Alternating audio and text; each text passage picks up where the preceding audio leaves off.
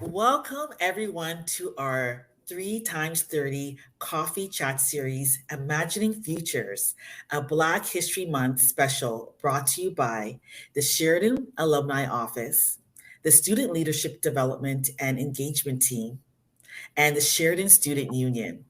My name is Ganyo. And I'm a current student at Sheridan College, and I'm taking the social service worker gerontology program. I'm also a leadership coach, a student ambassador, and a member of the Wellness Committee. Thank you so much for joining us today, and I am so excited to introduce you to a Sheridan grad. Ashleigh Montague, who will be joining me today for a coffee chat alongside her sister Abigail. Ashleigh is very passionate about impacting the communities in which she lives, learns, and works in.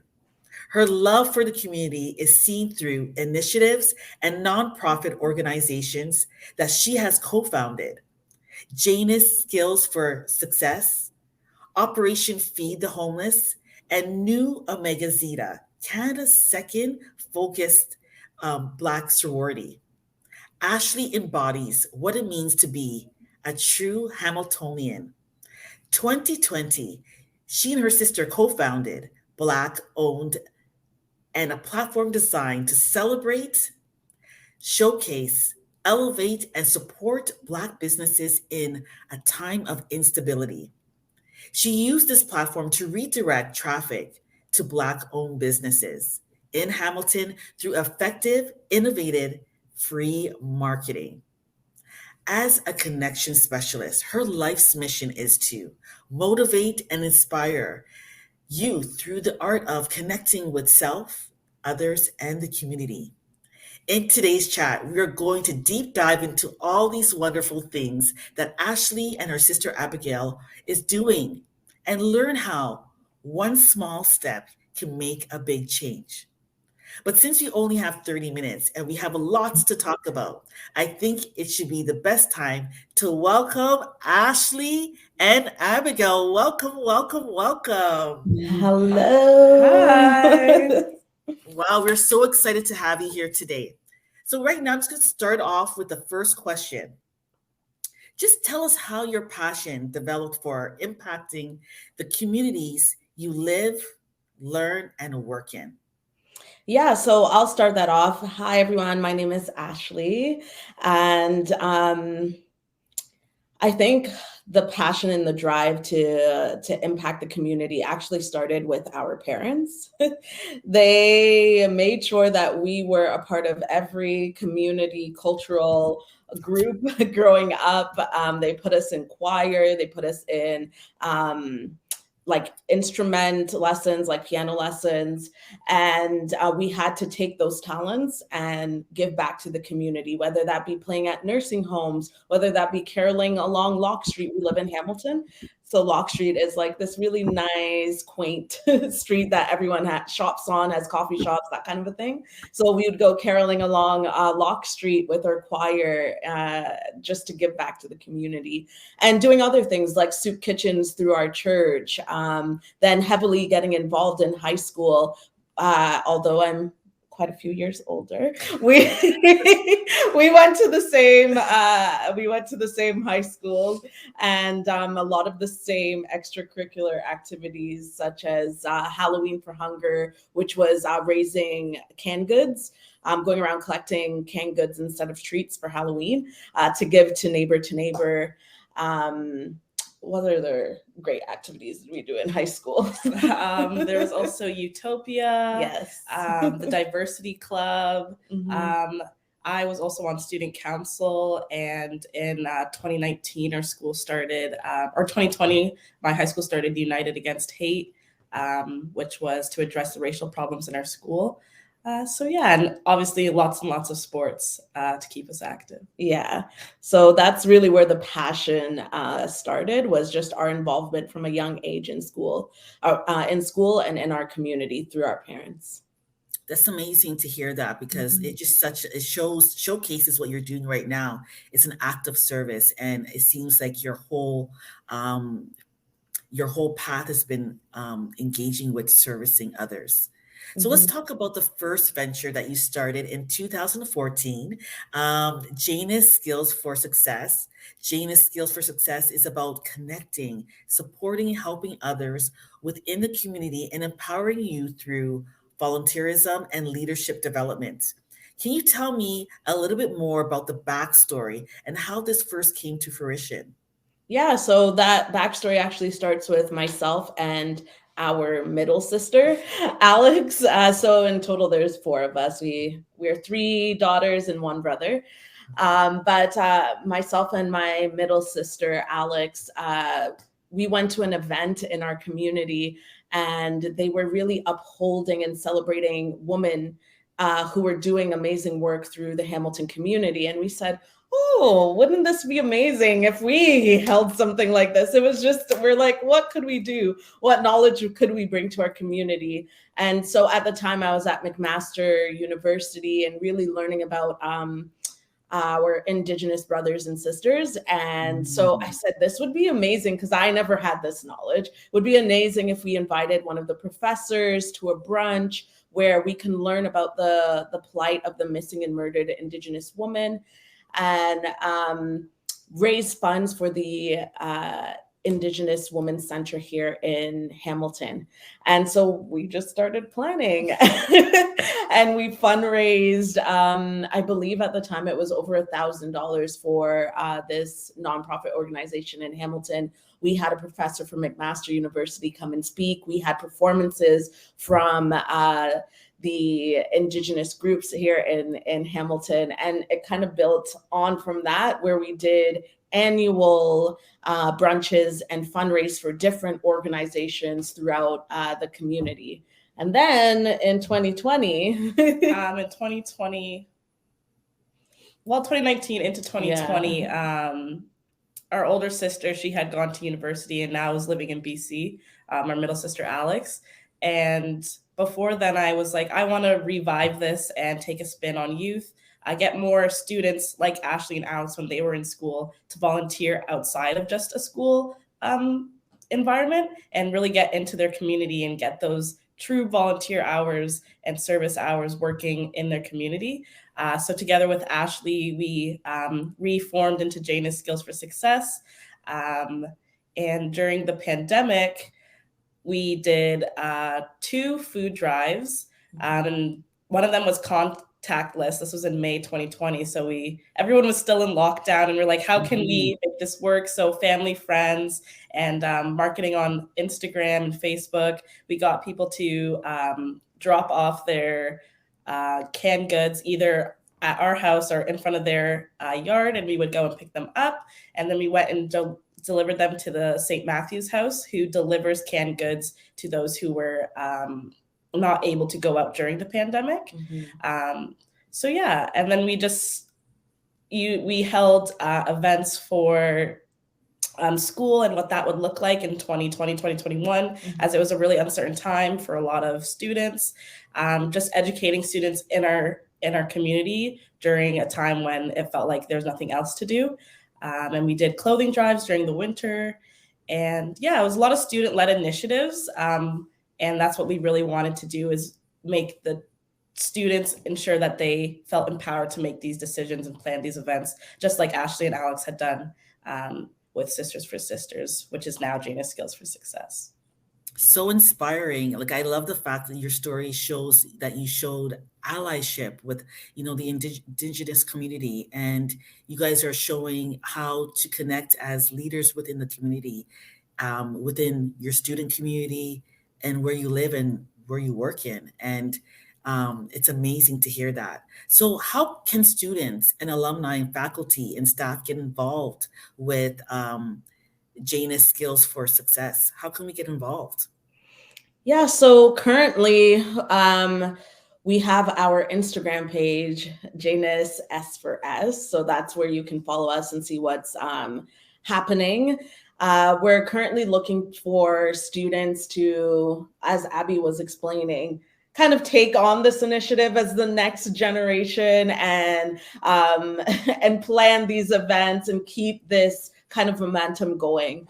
And I'm hearing now, because I work part-time in the high schools, that a lot of students don't know where to get their volunteer hours, or when they think of volunteering, they can only equate it to like maybe going to the clothing shelters or doing soup kitchens. But we want to inspire students to understand that giving back can start with the passions that you have. So for example, if you're really into athletics, maybe it's about hosting a summer camp program, and Janus could be a part of helping you do that for younger students. So again, it's about bringing the mix of your passion into the work of giving back to the community. So we're currently looking for students who would be interested in like taking that next step on and carrying on the torch for Janus Skills for Success. Yeah. Amazing. Igniting the change, making change in the community, passing the torch. I love that. I love the initiative that you guys are making. And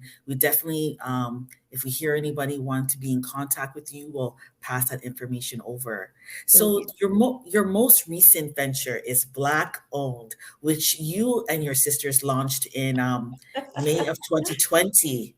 What was the driving force behind creating Black Owned? So it was actually June, just at the end of May, June 2nd, Okay. Was Blackout Tuesday. So after the resurgence of the Black Lives Matter following George Floyd's death, businesses and the entertainment industry decided to block out media and only post Black squares. I woke up into a world of darkness, essentially. I was 17 at the time, and social media was my life. And so I go on and there's nothing being posted. I was confused. Everyone's confused. Some people are posting Black squares. Some people aren't. So I asked my sisters and I was like, what is this? And they didn't know. So we did some research and we found out that's what they were doing was Blackout Tuesday. And I personally felt like it was very performative, just something else for somebody to repost and feel like they did their work, and not really doing the work that truly will impact the Black community the way that they need to be impacted. So our other sister, Alex, started asking her Instagram Black businesses that we can support instead of just posting a Black square, basically putting your money where your mouth is and actually supporting these Black businesses. And then I was like, why don't we start an Instagram to promote these businesses so people know where to go? And quickly, within 2 days, we've had other community members kind of start doing the same thing. And they're like, hey, like we have a list, let's put them together. We found other businesses reaching out to us saying, hey, I'm in Hamilton too. Like, can we be added to the list? And we had an open resource, just a very grassroots Google Excel sheet with all these businesses, which is now up to almost 150 businesses in the Hamilton and greater area. Oh my goodness. And yeah, it just started from there. And now it's something totally different. And yeah, Ash could talk more about that. But yeah, so from it growing there, we recognized, business coming to us, realizing that they needed help and support in other ways. And so instead of just marketing on social media, how else could we assist them? We received grants from Investment Readiness Program to do a survey, like a feasibility study to understand the needs of folks in our area. And from that, we understood that they needed access to customers, 1, 2, funding, 3, skills. And so, yeah, we're now a registered nonprofit. And our goal is to educate and skill Black youth entrepreneurs and youth. It's not necessarily about the age, but the stage of your business. And like Futurepreneur, we're looking at youth ranging from 18 to 39 years of age. So we're looking to educate and skill young entrepreneurs, as well as provide advocacy. So continue to do research and understand what the needs are so that we can create a sustainable economy for Black businesses in the greater Hamilton area and hopefully trickling into all of Canada. Yeah, so that's kind of where we are right now. I love to hear how you're facilitating that and you're supporting the community in regards to making them feel empowered through entrepreneurship. So that leads me to my next question. Do you have an inspiring story, a success story that you can share from an entrepreneur that has benefited from using the Black-owned platform? Yeah, we have quite a few. I can start with one. Our very well, there's quite a few. I'm Give me thinking of like give five me at the one the that same stands time out the here. most. So sorry, so sorry. Give me the one that stands out the most for you. I know Um, all of them are dear to your heart, but just one that okay. stands out the most. I think, okay, let me talk about the most recent one, which is the Glowing Garden Inc. So you guys Mm, better go check out her page, her business page. She makes candles. mm. And I think they're like you can burn them around your animals and like they won't have a problem to the animals. They're soy based, like vegan friendly, like everything. It's just wonderful candles and smell really great. The Glowing Garden Inc. She launched her business, I believe, last year and was at our first ever marketplace in Hamilton here at Pier 8, an event we did in collaboration with a business called Girl on the Wing. And she has a storefront here in Hamilton, as well as she does a bunch of other amazing work. And at this event, those two got connected. So the Glowing Garden Inc. and Girl on the Wing. So much so, Girl on the Wing loved the Glowing Garden products and brought her Glowing Garden Inc.'s products into her storefront. So now they're being sold in a storefront. So from a marketplace and an online business to having her products in a store. And it's just been a great trajectory ever since for her, which is amazing. We love to see it. She's in multiple stores now and Wow. just doing amazing work and has attended most of our pop-up markets and has done well each and every time. She's become a really good friend and just says how she just loves our little piece of her journey in success. So we're so happy for her. That is impact. So it Yeah. shows that you are definitely a connection specialist, and your life's mission is to motivate and inspire youth through the art of connecting with self, others, and the community. And it doesn't necessarily have to be a youth; it could just be anybody in the community. Um, so, what advice do you have for others that want to become change makers in their own community? Um, Excellent question. And I think that boils back to the passion of it all. Um, as you were talking about, connection specialists, I talk about connecting with yourself first, your community second, and then those connections that will lead to career opportunities or career projections. But connecting with yourself is first and foremost where you find that passion. And so, for example, I always knew that I love giving back to the community, and that's where my passion lies. And so, in everything that I do, I try to find a way to give back to the community. So, for example, with New Omega Zeta, which is the second Black focused sorority here in Canada, I went to McMaster University. There was a sorority, or there is a sorority and fraternity scene at McMaster, but there wasn't space for Black focused. And our president, the founder, she wanted to be a part of another sorority, but really felt ostracized is the word. And so, being a part of creating a space for women on campus, and then in turn impacting the community where we brought other students like in high school onto the campus to see how amazing McMaster can be and to see, hey, there's a group of people here that look like you and that you can fit in if you come here. So again, it's just finding things that you're passionate about, that mean something to you, and then figuring out how you can take that and have an impact in the community.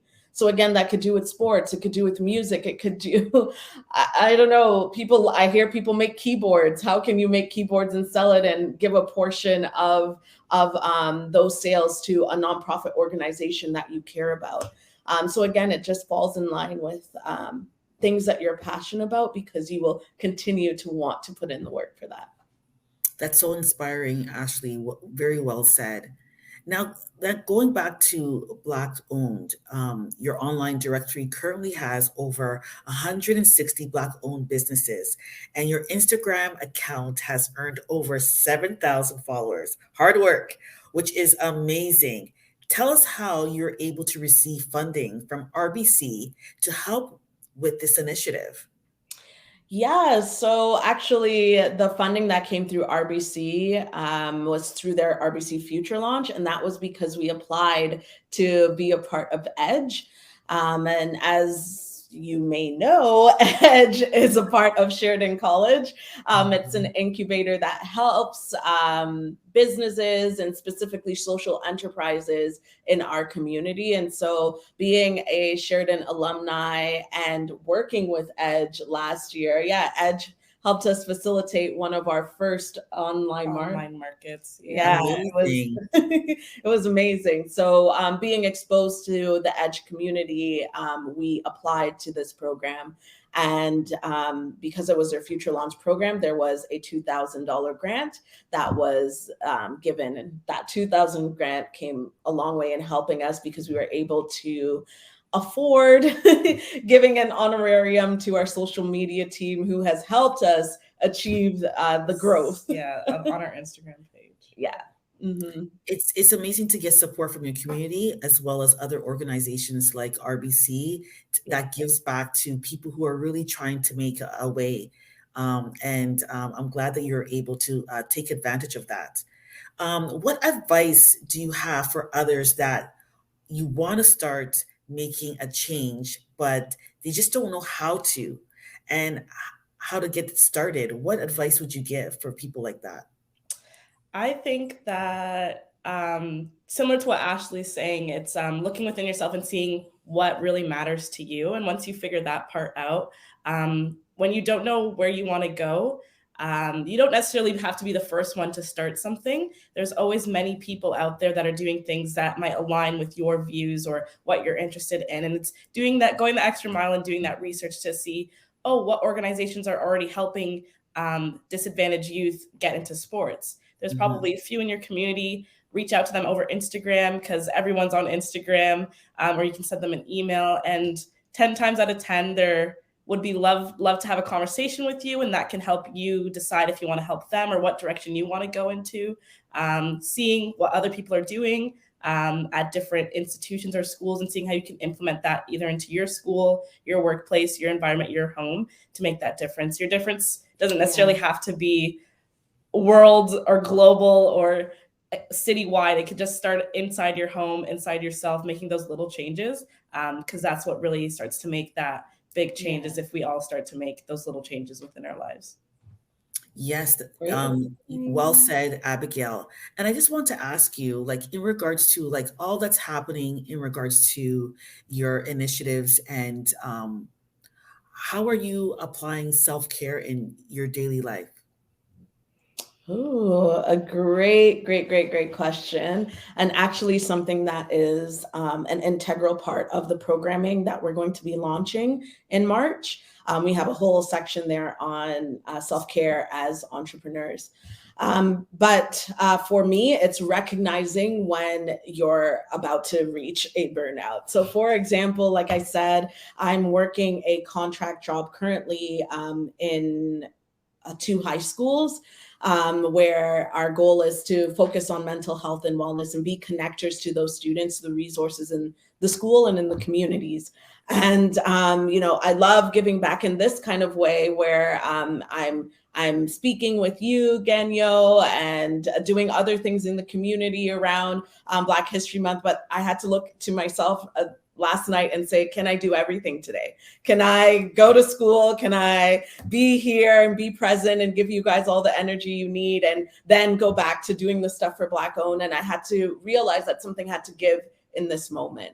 And so it's that daily check-in with yourself to recognize, oh, hey, is this too much? Is there something I can drop? Is there something that I can have somebody like delegate to somebody else to do? And that's kind of what I've been doing more recently to check in with myself.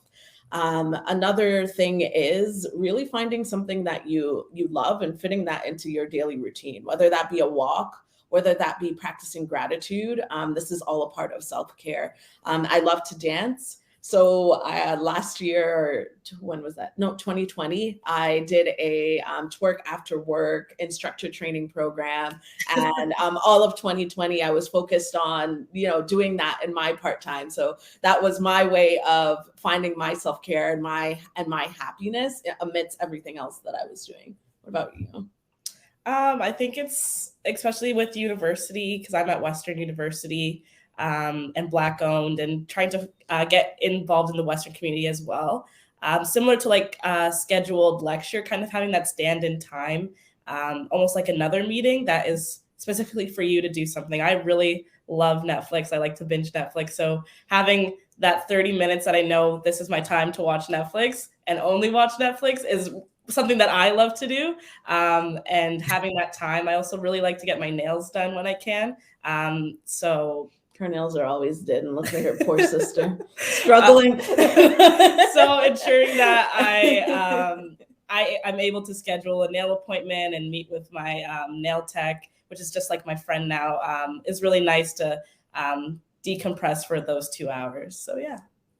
Okay. Wow. I loved all those self-care strategies and options that you guys are doing for yourself. You know what? It makes a difference and you deserve it.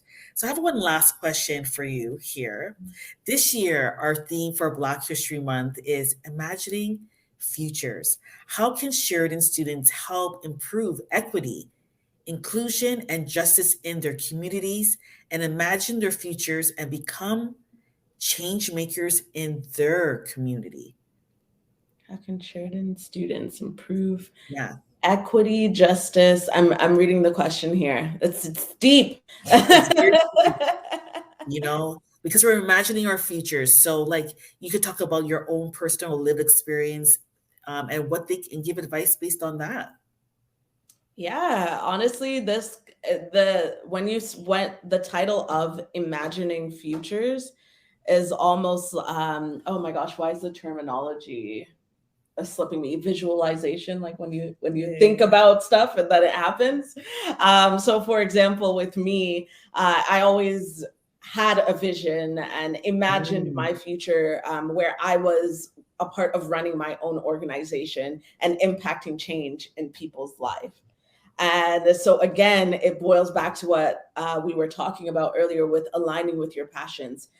This isn't the first time we've tried something. This isn't the first time where we're doing things in our community where it's impacting others' lives. So again, I said my passion, my vision was to be running something for myself where I'm impacting the community. You've seen that through Operation Feed the Homeless. You've seen that through, I had a business called Golden Narrative where we were bringing businesses and entrepreneurs and business professionals together to learn, network, and grow.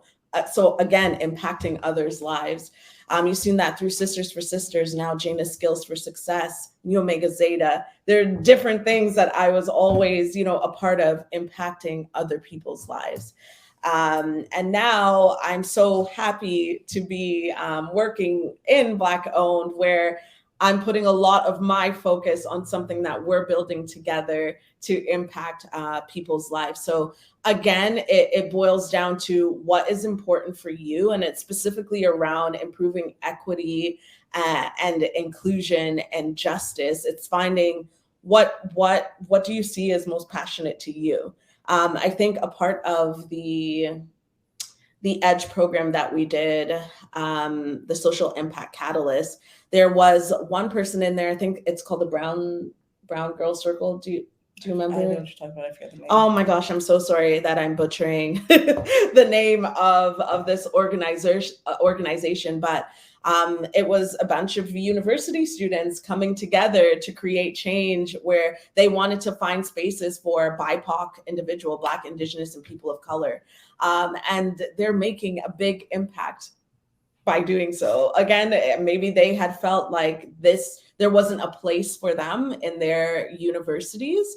And so they came together and created that program.